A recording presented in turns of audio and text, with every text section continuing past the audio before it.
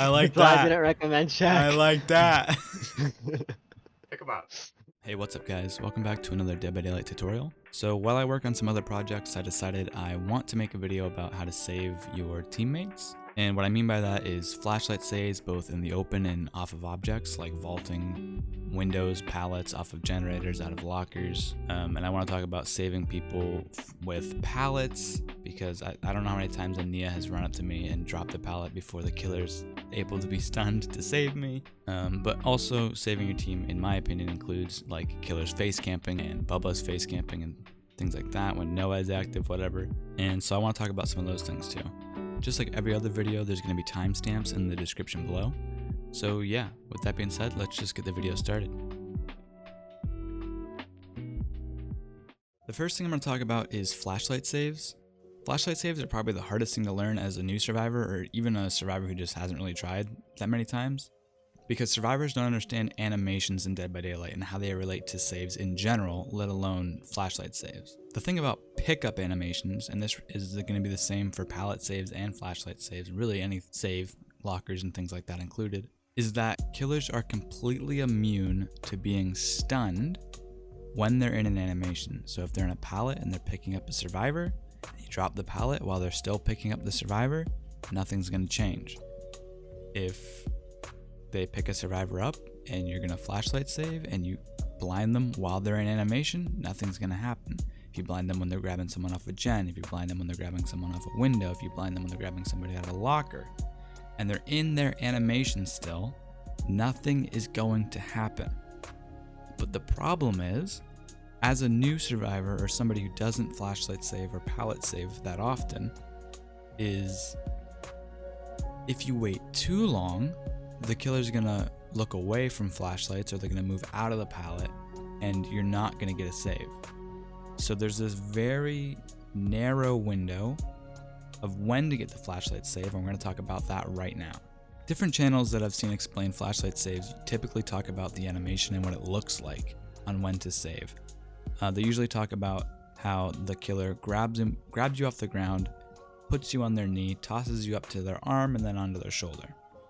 And people like, I believe Tofu, who I'm going to link his video in the description because it's a really specific video on flashlights, and I'm not going to go that in depth on flashlights themselves and blind mechanics and things like that and times or whatever. But his explanation of how blinding works, I think, is a really good explanation, and he really goes in depth on how blinding and chain blinding, and he does a lot of killer point of view of blinds and what it looks like, and I think it would be really helpful anyway just to watch that. So check that out. But doing flashlight saves by the animation, for me, doesn't work. I go by sort of a gut feeling that is related to how long the animation has been going for, at least in terms of flashlight saves that happen when the survivor's on the ground. Lockers and things like that and generators have different timing that we'll talk about in the next few minutes. Basically, every killer's animation takes approximately 3 seconds. They can bring perks like fire up, or if they're grabbing out of lockers, they could have Iron Maiden that changes the speed at which they grab the survivor. Standard is a 3-second pickup time. The other thing is that getting a flashlight blind with a flashlight takes 1 full second on their face. And what you need is to put the flashlight on their face so that by the time the blind is complete, like it'll start to blind, the beam will narrow, and then it will complete the blind. And when that happens, the killer needs to be out of their animation, which means you need to start the blind while they're picking up, but the blind needs to finish right when they would be able to look away. And there's a little bit of a window for this. Sometimes they look like they completely spin around and you still get the save. Either one, because they turn back into it, or 2, because of latency. But either way, you need to basically start the blind 2 seconds into the pickup animation, so that by the time the full second passes for you to get your save, you'll be at the 3rd second of the pickup animation, and a little later obviously, so that the blind goes through right as they can look away, not right before they can look away, because then you'll miss the flashlight save by a fucking millisecond. So yeah, in a nutshell, that's in the open flashlight saving, as simple as I can make it. It takes 3 seconds for the killer to pick up, it takes 1 second to blind. So 2 seconds into the animation, start your blind, and then by the time the blind's finished, the 3rd second will have passed on the animation and the blind will go through and you'll save the survivor. Now that you at least understand the basics about waiting for animations to end before the blind goes through, let's talk about different structures that you can flashlight save on, like lockers, pallets, windows, and generators, and some things I know about saving on those. Next, we'll talk about locker saves, which is when the killer opens a locker that has an angle where you can flashlight save right at the end of the animation. Similar to a normal pickup save, the blind has to go through right when the animation ends, before the killer has time to look away. Now, like I just said, there's only certain angles that allow for flashlight saves from lockers, but there are still quite a few of them. But recently in the Pyramid Head update, they actually made some changes to jungle gym structures on different maps. So now there's not a corner locker in the middle of jungle gyms, there's actually like a side. It's pushed over to the edge so that you can get saves on those lockers as well, which is crazy. I would have thought with the few videos Useless made, like literally bullying killers all game with the locker strategy. Again, I'll link these types of videos in the description. I really thought the devs were going to nerf the shit out of locker saves, which maybe they still are. Maybe they're still planning on it. I don't know. But they made more lockers available on maps in general to do this type of strategy on, which is nuts. Anyway, let's talk about how to get saves on these lockers. So locker saves are a little different than in the open, like ground pickup saves. I don't rely on the animation cue or on like a gut feeling really. The thing people rely on for locker saves is actually the sound the locker makes when it closes. It makes like a hinge squeak sound. Unfortunately, the save doesn't happen right at that sound, but basically the sound goes, you wait like a fucking 4 milliseconds and then click. So it's like click. I don't really know how to explain it other than show you over and over and over and over again the sound. I got it. Okay.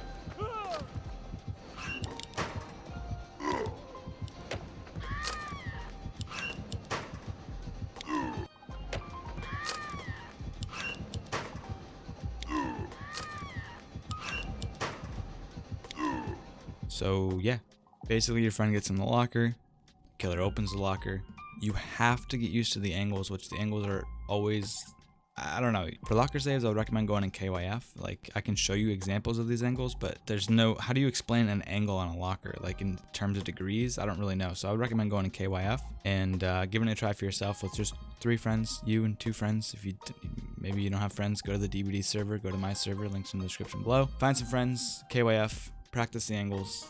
Again, the timing is the squeak, give it just a second, then you flashlight save. And you'll get used to the angle over time, and you'll get used to the timing over time. It's just one of those things that, in my opinion, you just go with a sort of gut feeling, but in this case, you have some indication of when to start the beam.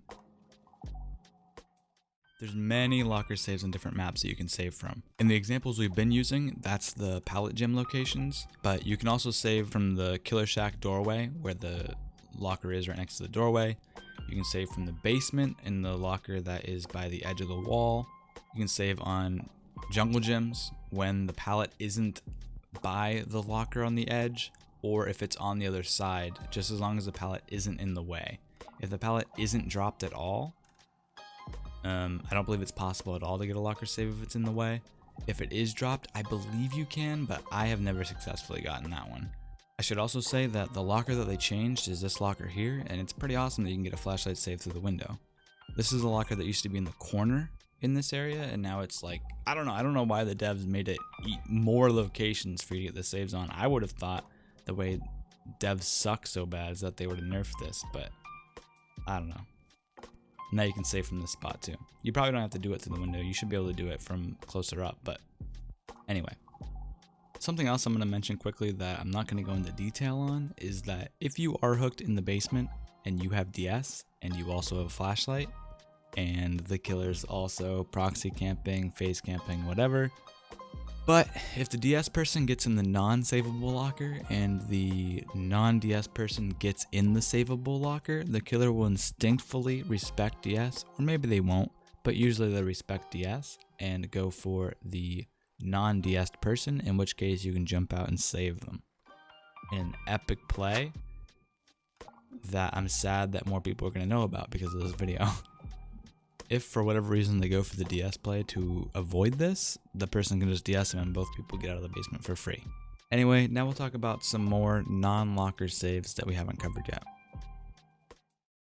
The last things we're going to start talking about are getting grabbed off of objects. That's getting grabbed off of generators, windows, and pallets.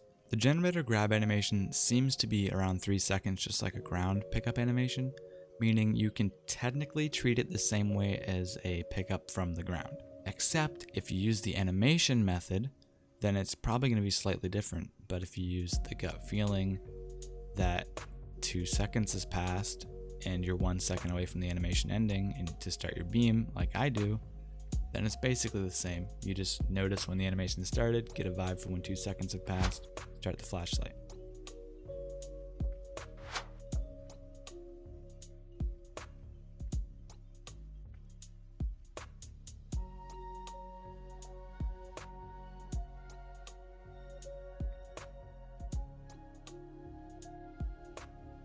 Now that you should be proficient in the pickup animation timing, or at least knowing visually when the animation is done, we can talk about pallet saves so that all you weird fucking P3 Nias that run up to me to get a pallet save in solo queue, don't drop it 10 years early when the animation isn't done yet.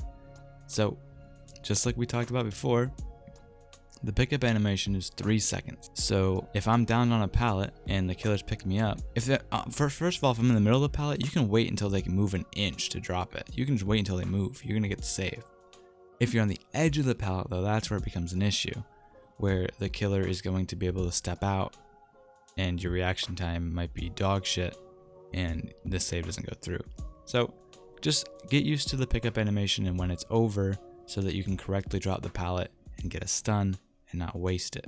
But while we're talking about killers on the end of pallets, understand that there's times when the killer vacuums somebody to one edge of the pallet where you could still get the save if you could drop the pallet, but the body of the killer actually prevents you from dropping the pallet on that side. So if you see a survivor's body is like really close to one specific side of the pallet, try to be on the opposite side to get the save so that you don't have to worry about if their body is going to prevent you from getting the pallet drop or not. This happens to me all the time. That's why I usually go for flashlight saves, even if somebody's in a pallet, because it's just more reliable to me. Because if the killer's smart, they're going to block one side. Trapper specifically has the power to put a trap down on one side of the pallet and pick you up on the other side, meaning if someone's nearby for the pallet save, they can't get you at all. You're going to get hooked 100%, unless they have a flashlight, I guess. But in terms of pallet saving, you're done. That's all you need to know about pallet saves. The last thing I want to talk about is related to flashlights. It's not so much about saving, but we talked a lot about flashlights in this video, and so I just feel like covering it just because I said so. The first thing is that you can burn the Wraith when he is cloaked, if you hold your flashlight on him, and if you double flashlight, like if you have a teammate, it burns him even faster. You do this by pointing at his body and not his face specifically, because I'm pretty sure you can blind him without burning him. So you have this point it at his body to burn him. A smart Wraith will try to break line of sight with an object and then uncloak when he sees you doing that, but that's when a second player could come in handy a lot. Either way, it's just something to think about and keep in mind. I'm not going to go into a lot of detail because again, this video should be about saving. The other thing that way less people know about, and we're going to get even more less people as this goes on as I explain more details of this, is that you can also burn the nurse with your flashlight, and you can burn her when she's holding her blink, and I think it's about the same time as the Wraith. And in fact, I think it takes as long as it takes her to fully charge a blink to burn her, so I think you have to be pretty quick unless it's a baby nurse. How useful that is questionable unless it's a baby nurse. But something else that I actually really recently learned is that if you shine your flashlight on a nurse before they press the blink button, before they press M2 to blink, it will completely remove their option to blink. And at first thought, you're like, okay, but if she's not blinking and you're holding your flashlight on her, you're moving really slow as a survivor, so she's just going to catch up and hit you. Yeah. But if she's chasing you and she blinks on you and her first blink isn't close enough to hit you and you shine your flashlight on her before she loads her second blink, then you're going to completely prevent her from using her chain blink and you're going to force her into fatigue. Let me say that again.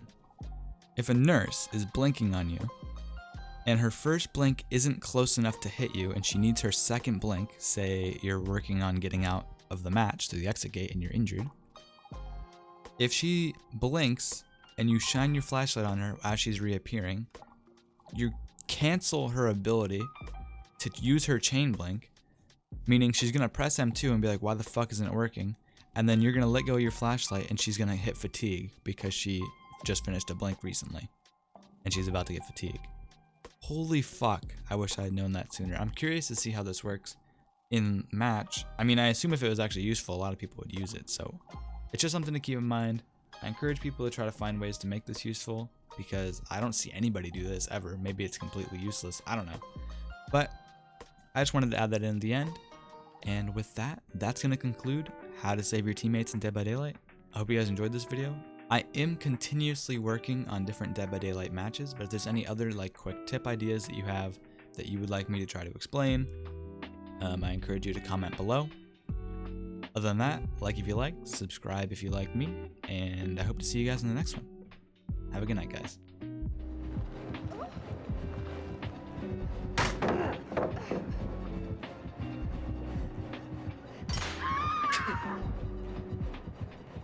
That didn't fucking work, did it?